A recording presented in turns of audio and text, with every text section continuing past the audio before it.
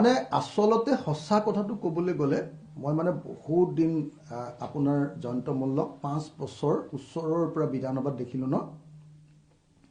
মই ভাবোঁ যে জয়ন্ত মল্লই নকয় কি ছাগলীয়ে নাখায় কি, এই আপ্ত বাক্যটোৱে বোধহয় আটাইতকৈ শুদ্ধ আপ্ত বাক্য হ'ব।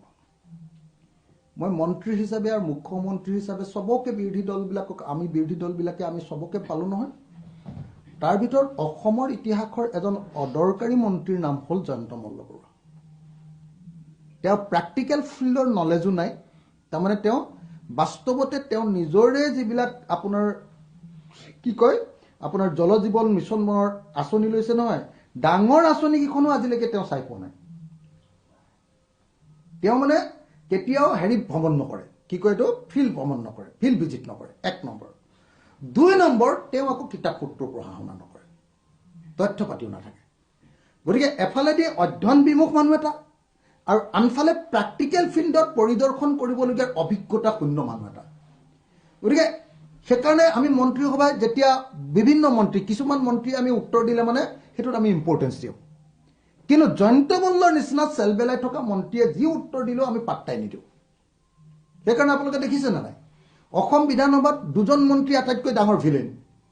1 নম্বৰ মন্ত্ৰীজনৰ নাম অশোক সিংঘাল আৰু 2 নম্বৰ মন্ত্ৰীজনৰ নাম জয়ন্ত মল্লবৰুৱা। এই 2জনে ভিলেন, তেওঁলোকৰ কোনো কাম নাই, অকল কমিশ্যন খাবৰ কাৰণে, টকা খাবৰ কাৰণে জয়ন্ত মল্ল আহিছে। আৰু এতিয়া জয়ন্ত মল্লই BTAD হাগ্ৰামা মহিলাৰীৰ লগত লগ লাগি অসমলৈ অহা সকলো বস্তুৰ ওপৰত এতিয়া চিণ্ডিকেট চলাইছে। মই কেটেগৰিকেলি জয়ন্ত মল্লবৰুৱাক একিউজ কৰিছোঁ, অভিযোগ কৰিছোঁ। মই নিজে ফোন কৰিও জয়ন্ত মল্লক কৈ দিছোঁ, ফোন কৰি জয়ন্ত মল্লক কৈছোঁ যে জয়ন্ত এইটো কি কাম কৰিছা? বোলে কি? মই বোলো জয়ন্ত তুমি কিয় BTADত আকৌ চিণ্ডিকেট আৰম্ভ কৰি দিলা? বোলে মই কৰা নাই নহয়। মই কোনে কৰিলে? তুমি কৰিছা, মই জানো। বোলে নাই, হাগ্ৰামা মহিলাৰীহে কৰিছে। মই বোলো নাই নাই তুমি কৰিছা, মই পুৰা জানো। তুমি আমাৰ ইয়াৰ পৰা যোৱা কয়লাৰ ওপৰতো চিণ্ডিকেট কৰিছা, আমাৰ ইয়াৰ পৰা যোৱা আপোনাৰ কি কয় এইটো বিদেশী যিটো কি চুপাৰীৰ ওপৰতো চিণ্ডিকেট কৰিছা, আৰু সেইফালৰ পৰা অহা মহ, গৰু, গাহৰি, পাণ, শাক পাচলি যিমান আহে ব্ৰইলাৰ মুৰ্গী দানাৰ চবৰ ওপৰত জয়ন্ত মল্লবৰুৱাই হাগ্ৰামা মহিলাৰীৰ লগত লগি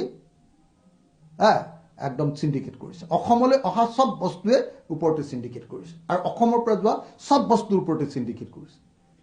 চিণ্ডিকেট মাষ্টৰ জয়ন্ত মল্ল।